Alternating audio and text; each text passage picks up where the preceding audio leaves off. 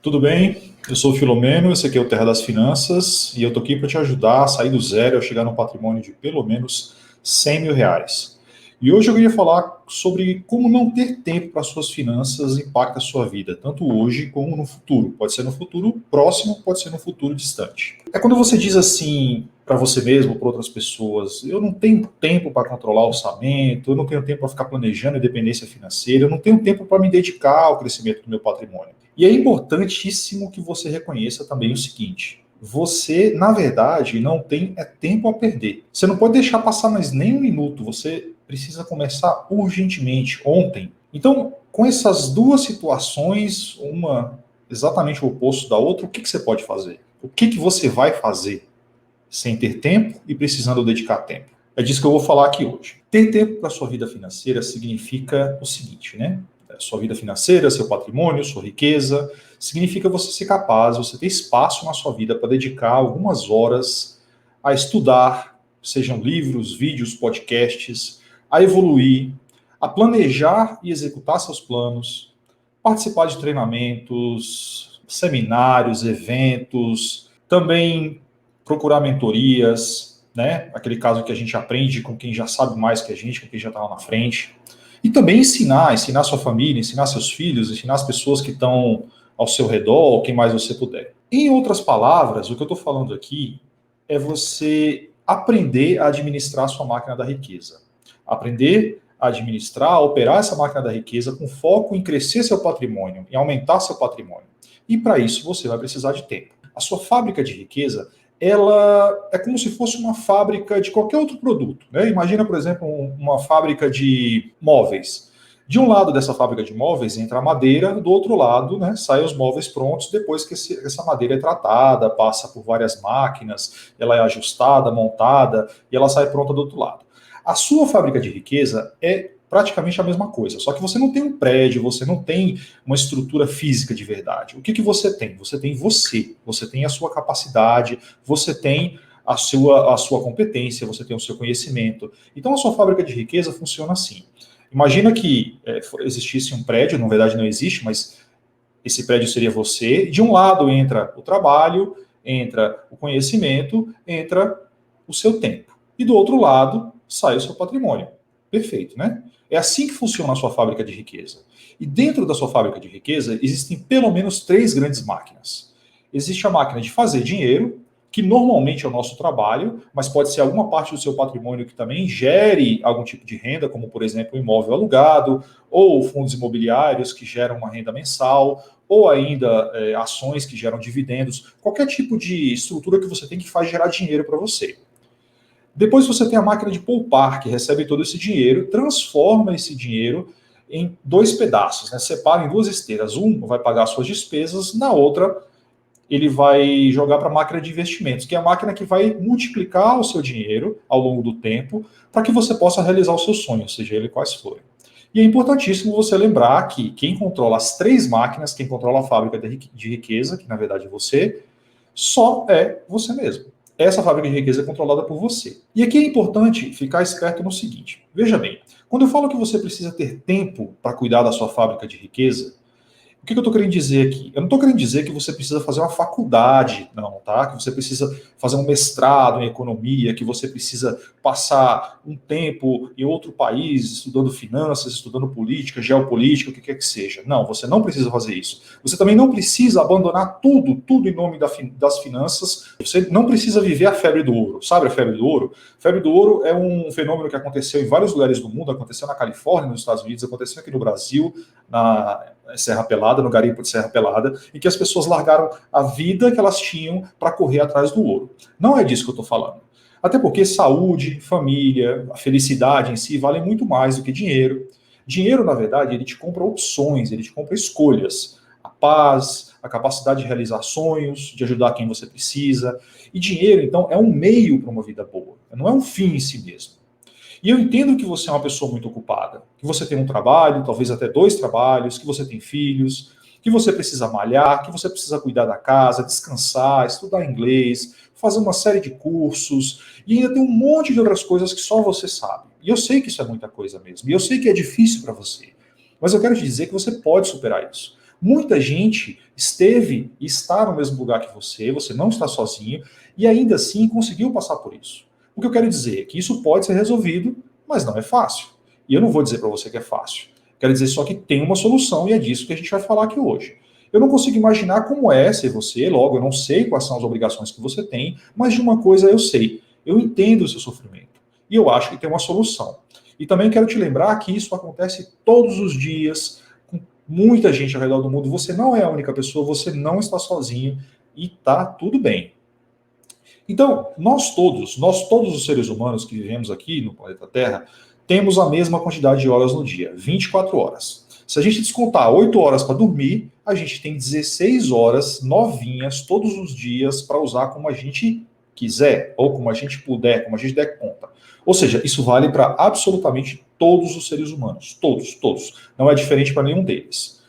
Agora, é interessante a gente lembrar o seguinte, que tempo, assim como o dinheiro, ele é, na verdade, uma questão de prioridade. Como é que é isso? Olha só, dinheiro e tempo são finitos. Outra coisa importantíssima, dinheiro e tempo, por serem escassos, eles dependem de prioridade. Se você não tem mais uma estrutura para gerar mais tempo e mais dinheiro para você, você vai precisar perceber aonde é que você vai colocar isso, onde você vai colocar seu tempo, aonde você vai colocar seu dinheiro.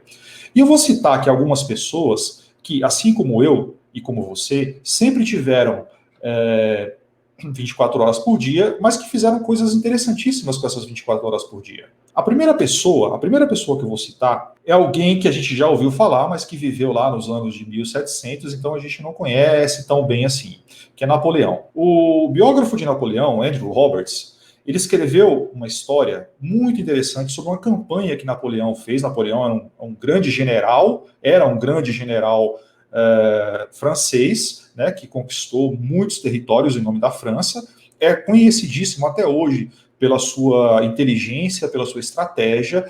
Ele era e ainda é considerado por muitos um excelente estrategista.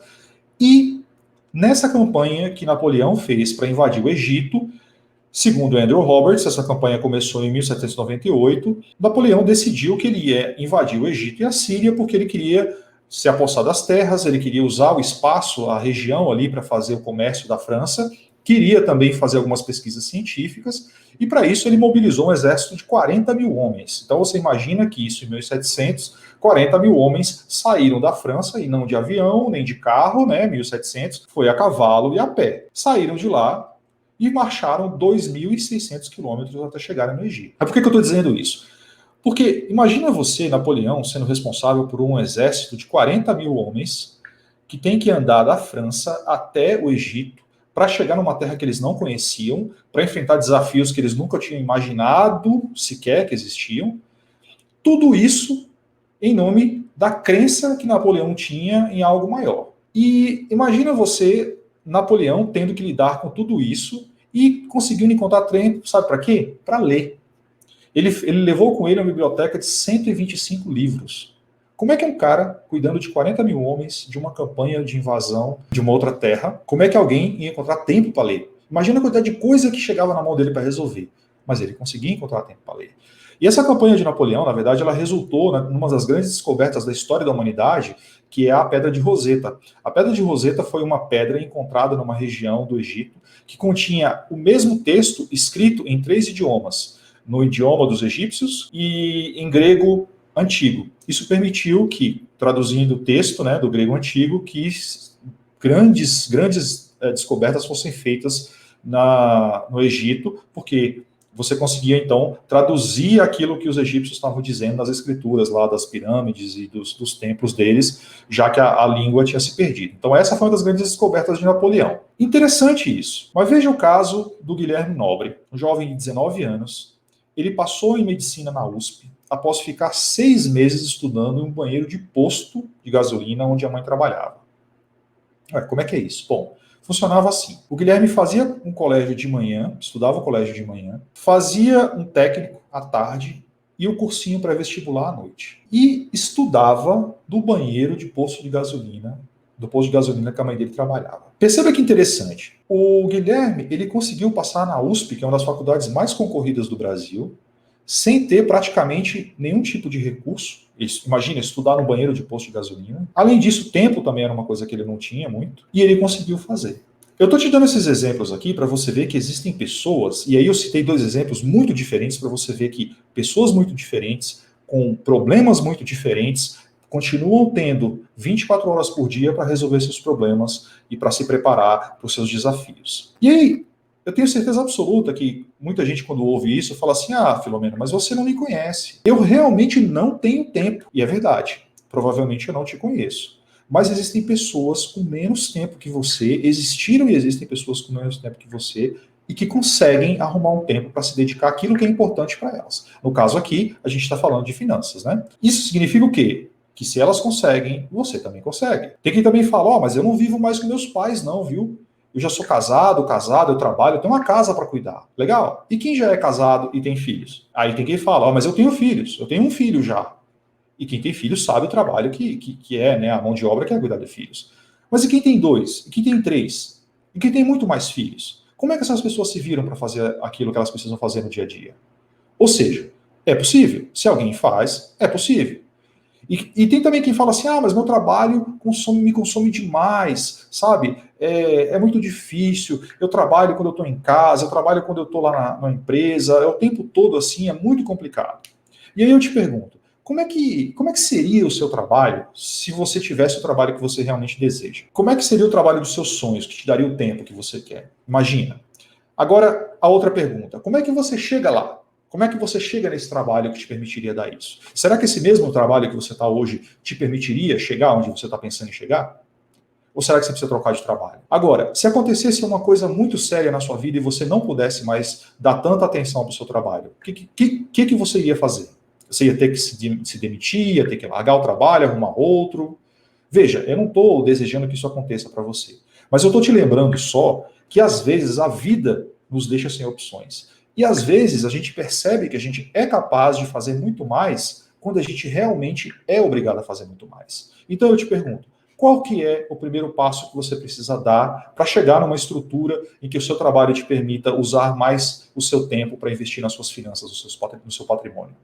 Acredite, finanças, patrimônio, sua independência financeira são assuntos extremamente importantes. Se você ainda não se tocou da importância disso, eu vou te falar. Vai chegar um momento da sua vida em que essa ficha vai cair. Se ela não cair agora, ela vai cair mais para frente. Mas eu estou aqui colocando já para você algumas coisas que você precisa ficar atento. Primeiro, não tenta correr uma maratona logo no primeiro dia, tá? Se você nunca correu e vai começar a correr agora, não tenta correr a maratona no primeiro dia. Você não precisa correr desesperadamente. Você precisa ter calma, você precisa ir devagar. Você também não pode achar que fazer pouco não vale a pena, fazer pouco é jogar tempo fora. Na verdade, não. Fazer pouco é melhor do que fazer nada. Andar 15 minutos é melhor do que não andar nada, sabe? Estudar 10 minutos por dia é melhor do que não estudar absolutamente nada. O feito é o melhor que o perfeito, como dizem por aí.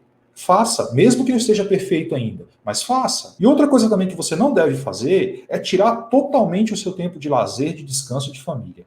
Por que isso? Porque você está trocando a felicidade, a tranquilidade, a paz que o dinheiro pode trazer por falta de tranquilidade, falta de paz, falta de saúde. Então não faz sentido, né? O que faz sentido? Faz sentido você lembrar que se acontecer alguma coisa e você não estiver mais aqui, você precisa lembrar que morto não precisa de patrimônio. Morto não precisa de riqueza, morto não precisa de nada. Quem precisa é quem está vivo. Então você precisa, sim, cuidar do seu descanso, do seu lazer, da sua saúde. Agora, se a gente fosse olhar para a sua vida agora e pudesse escolher, assim, o maior ladrão de tempo, hoje, nos dias de hoje, 2021, a gente chutaria o celular, né? Quase todo mundo chuta o celular e eu acho que tem uma chance de acertar.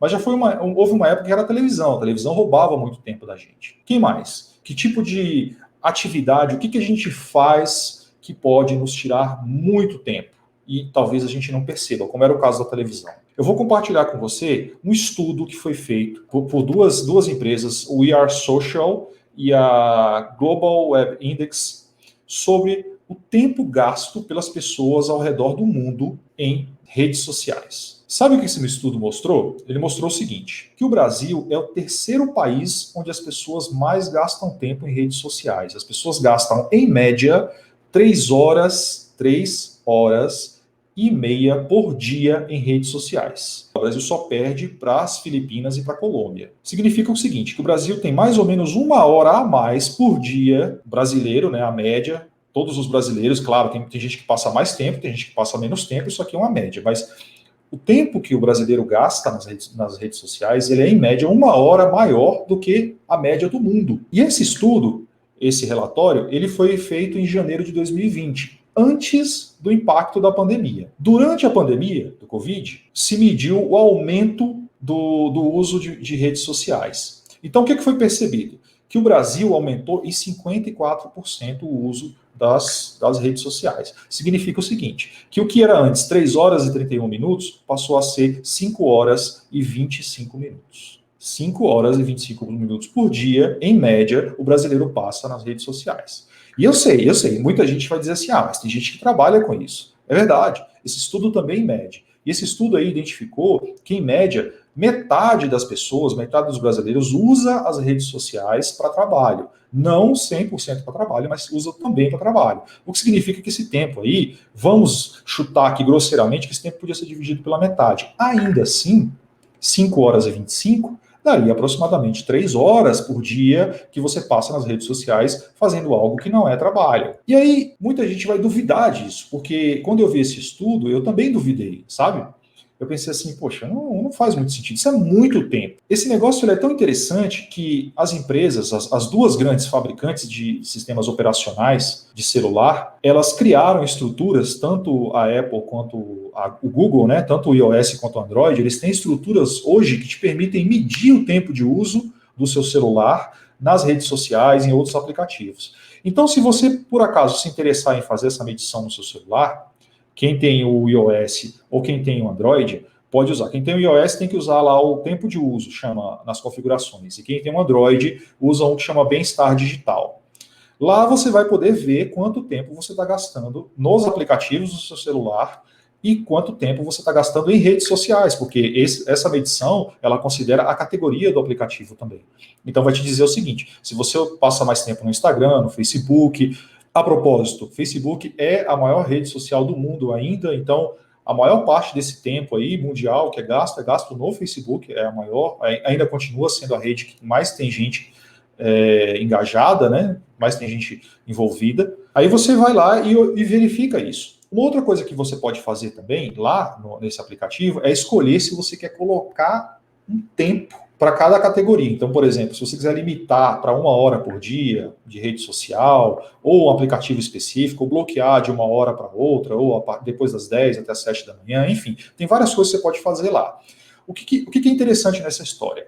É que quando você começa a olhar para essa quantidade de tempo, já começa a ficar estranha aquela outra ponderação de eu não tenho tempo para estudar, né? Eu não tenho tempo para me dedicar às minhas finanças. Porque se eu tenho tempo para passar 5 horas por dia nas redes sociais, e metade desse tempo não é trabalho, será que eu não poderia diminuir um pouco?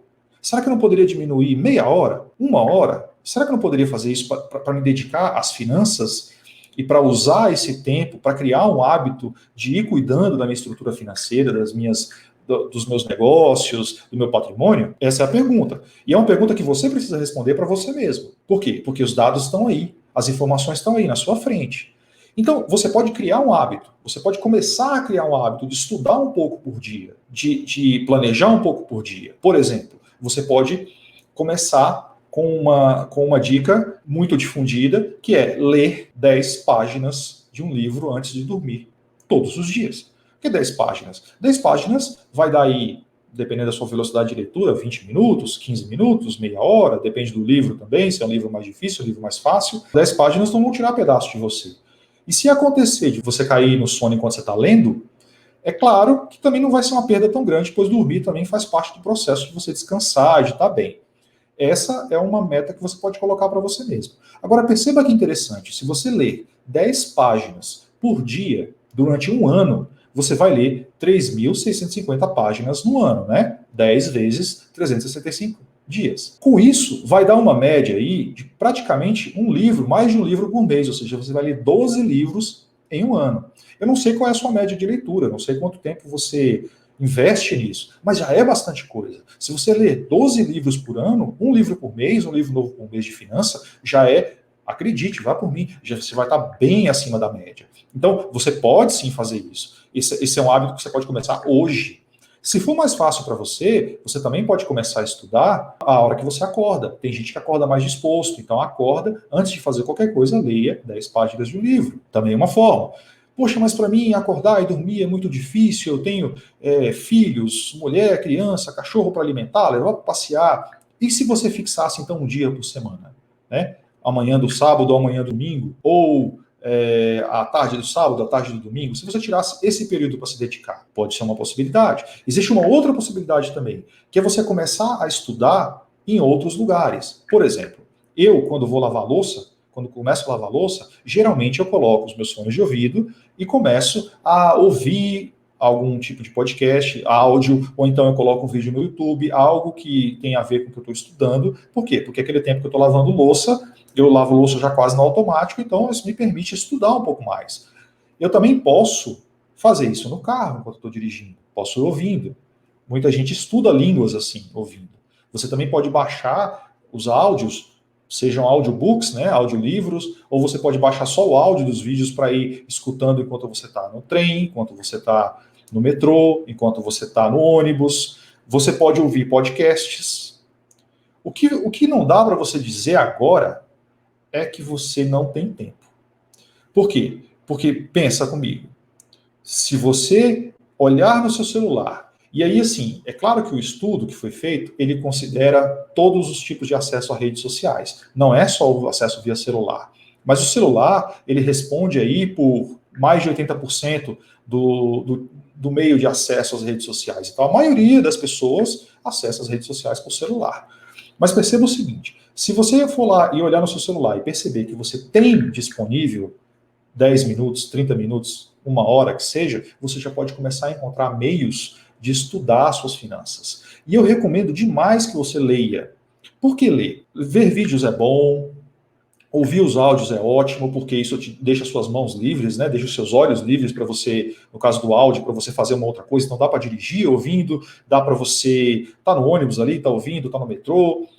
Só que o livro, ele vai usar outras estruturas suas, outras estruturas cerebrais, que vão deixando você com, vamos colocar assim, com mais musculatura, porque na verdade não é o cérebro não é um músculo, né? Mas assim, é como se você estivesse malhando o seu cérebro, como se estivesse obrigando ele a levantar peso. Por isso que ler exige mais esforço do que ver um vídeo, do que sentar na frente de uma TV, por exemplo, e ficar assistindo o jogo. Claro que exige muito mais esforço, porque o seu cérebro precisa transformar aquelas letras, aquelas palavras, tudo aquilo, em algo com significado. Precisa gerar uma estrutura dentro da sua cabeça para você entender. E ao mesmo tempo que ele faz isso, ele vai fortalecendo a sua estrutura também, a sua estrutura cerebral, a sua capacidade de entender, a sua capacidade de, inclusive, de estudar mais. Eu sei que tem muita gente que fala assim, eu normalmente começo a ler o livro, mas aí eu desisto, eu começo, desisto, começo, desisto, começo, desisto. Pois é, mas se você começar a desistir, começar a desistir, começar a desistir, começar a desistir, vai chegar uma hora que você não vai mais desistir. E aí vou te falar de uma coisa interessante. Quando eu comecei a estudar para concurso, eu também sofri esse problema. Imagina assim, eu sou formado engenheiro, eu nunca tinha estudado na minha vida, nunca tinha pegado uma lei para estudar na minha vida, de verdade, nunca tinha. E quando eu comecei a estudar para concurso, se estuda muito lei. E a legislação, o formato dela, é um formato que, se você nunca viu, quando você vê pela primeira vez, você lê aquilo ali umas 5 vezes e não entende nada, porque aquele formato, o jeito que ela... Não é nem o significado das palavras, mas a estrutura do texto é uma estrutura diferente. Então, se você tiver a oportunidade de passar por isso, você vai ver que é difícil. E aí, na época que eu estava começando a estudar para concurso, eu recebi uma dica que foi muito boa, que era o seguinte, você vai ter um momento do dia para estudar, não vai? Você vai escolher aí, por exemplo, que seja um momento que você vai dormir, ou na hora que você acorda, enfim.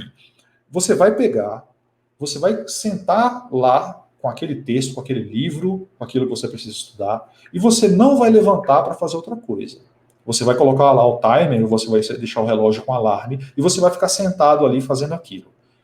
Mas aí eu começo e desisto. Você desiste porque você vai fazer uma outra coisa. Você vai comer, você vai no banheiro tomar água, você vai no banheiro, você vai tomar água, você vai ver TV. Agora, se você ficar sentado ali, sem nenhum outro estímulo para o seu cérebro, a não ser aquele texto, você vai ficar tão entediado depois de alguns minutos que naturalmente aquele texto vai ser a melhor coisa para você. Vai ficar muito mais interessante de você estudar. Vai por mim. É uma técnica meio radical, pode parecer, mas ela funciona. Uma outra técnica que ajuda bastante também é você fazer o seguinte: é você usar uma estrutura que se chama Pomodoro. Pomodoro Timer. Você pode procurar tanto o aplicativo para celular quanto a página na web. Mas assim, a lógica é muito simples do Pomodoro. Você vai sentar para estudar, ou você vai para o lugar que você quer. Chega lá, você vai ligar o Pomodoro e ele vai selecionar uma faixa para você. Um tempo estudando, lendo, e um outro tempo descansando. Então ele vai fazer ciclos. Por exemplo, 25 minutos estudando, 5 minutos descansando. Mais 25 minutos estudando, mais 5 minutos descansando. E por aí vai. E ele vai repetindo esse ciclo para você, até você conseguir estudar. Por quê? Porque o Pomodoro, ele ajuda você a se concentrar e ajuda você também a perceber que você está evoluindo, que você está passando pelo processo de esforço e descanso. Esforço, descanso. Esforço, descanso. Esforço não é um esforço eterno, também não é um descanso eterno. Procura depois na internet, se você tiver oportunidade, ou você pode procurar também o aplicativo para celular, ou você pode ainda fazer isso direto no seu celular, no timer do seu celular, coloca lá o timer para 25 minutos e começa a estudar. Quando der os 25 minutos, você para o timer, coloca em 5 minutos, e aí vai tomar água, vai comer alguma coisa, vai ao banheiro, vai fazer o que você quiser. Quando soar o alarme dos 5 minutos, você volta e faz mais um ciclo de 25, e vai fazendo assim. Essas são técnicas que geralmente os estudantes para concurso ou para provas, OAB, enfim, essas provas mais concorridas usam e que você pode usar também para ajudar você a entrar no clima. Tem também quem sofre do problema de sono. Eu também tinha muito isso no começo. Quando eu começava a estudar para concurso, me dava muito sono. Uma das coisas que você pode fazer para te ajudar a não ter sono é ir fazendo o resumo daquilo que você está lendo. Se é um assunto muito denso, se você começou a estudar finanças agora, por exemplo, tem um monte de termos que você ainda está meio assim, viajando, não sabe direito o que é, comece a escrever o que é que você entende aquilo ali. Tanto isso vai te manter acordado, quanto vai ajudar você a fixar. Assim como fazer mapas mentais também. É uma excelente forma de você conseguir manter o seu cérebro ligado e ajudar você a fixar aquela informação. Então, o que a gente falou aqui? A gente falou primeiro que você realmente é uma pessoa ocupada, isso não se discute, você é uma pessoa muito ocupada. Segundo, que você precisa cuidar das suas finanças, porque ninguém vai fazer isso por você, você não pode terceirizar isso, você precisa cuidar do seu patrimônio, dos seus investimentos, você precisa cuidar da sua independência financeira. E terceiro, existe uma grande suspeita de que você gasta muito tempo em mídias sociais ou no celular. É uma suspeita porque pode ser que não seja exatamente o seu caso, mas o estudo que eu mostrei aqui, que é baseado em pesquisas e em coleta de informações, chegou à conclusão que, em média, o brasileiro gasta, durante a pandemia, 5 horas e 25 minutos por dia nas redes sociais. Fora do ambiente de pandemia, cerca de 3 horas e meia aí. Então, é muita coisa.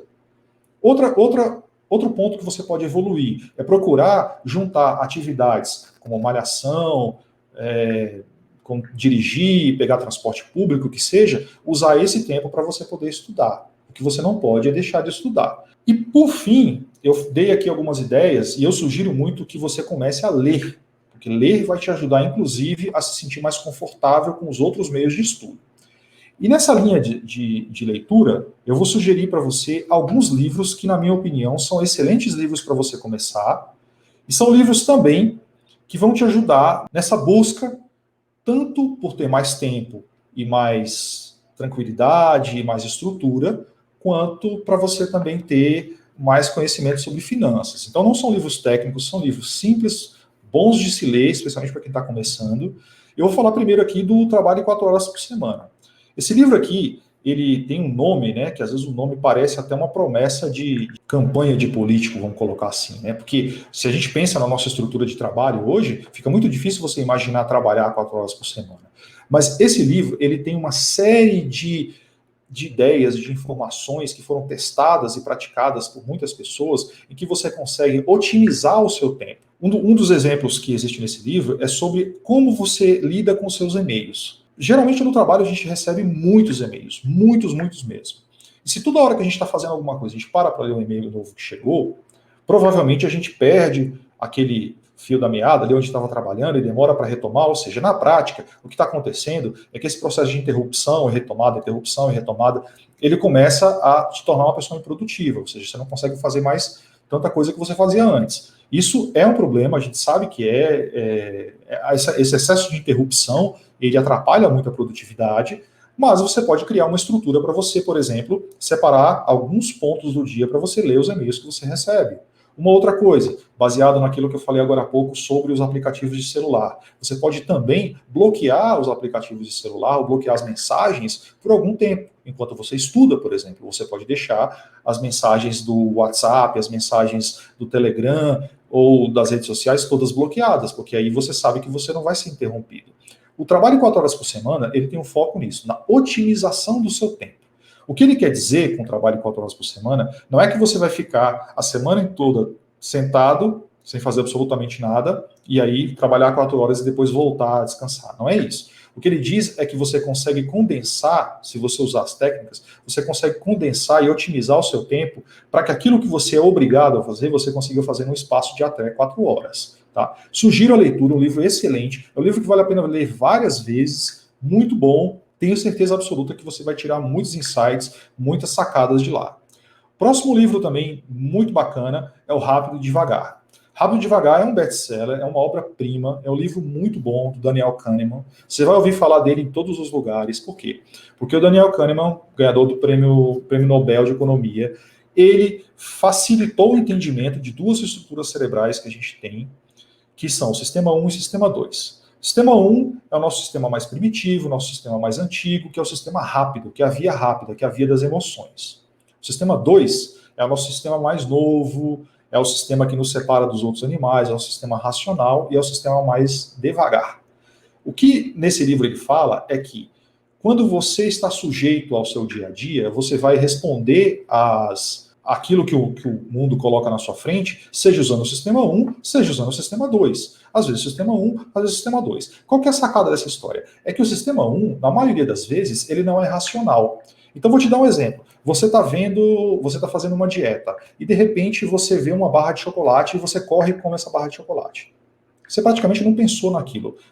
Tal era a sua emoção ali de estar comendo chocolate. O que está acontecendo ali? Você agiu no impulso, que é uma característica do sistema 1, e aí depois, quando você parar para pensar, você fala, poxa, mas se eu estava fazendo dieta, por que eu fui comer? Esse já é o sistema 2, que é o sistema de raciocínio lógico, que é aquele sistema mais ponderado, mas ele age de forma mais devagar. Vale muito a pena ler, não só esse livro é aplicável nas finanças, na economia, mas muito aplicável no dia a dia, nas nossas decisões, ele tem muito a ver com as decisões e com a forma que a gente toma decisões também. Outro livro que eu gosto muito, esse sim, de finanças, embora fale de princípios, mas é um livro excelente, Pai Rico, Pai Pobre, vale a pena ler demais, fala de fundamentos, fala de autorresponsabilidade, fala de ser responsável, você ser responsável pelas suas finanças, pela sua vida financeira. Recomendo que você leia, e recomendo que leia algumas vezes. É uma leitura tranquila, simples, mas eu tenho certeza que você vai captar muita coisa bacana ali. Outro livro que eu gosto muito, Adeus Previdência. Esse livro só tem, que eu saiba, só tinha disponível em formato de e-book. É um livro baratíssimo, simples. Ele é do Fernando Mizobuchi. Fernando, ele é moderador desse site, Baster.com. Baster.com é um portal de finanças também muito bacana. Vale muito a pena conhecer os dois. Mas o livro Adeus Previdência, ele faz exatamente isso que o título diz. Ele te ajuda a dar tchau para a Previdência Oficial. Ele te ajuda a estruturar os seus planos para que você não mais dependa da Previdência Oficial, do INSS, que inclusive já tá em déficit há muito tempo. É um livro muito bom, ele começa falando de mitos, depois passa por coisas mais simples e vai andando, até chegar na parte mais complexa dos investimentos. Você não precisa ler todo de uma vez, você pode ir lendo devagar e digerindo aquilo.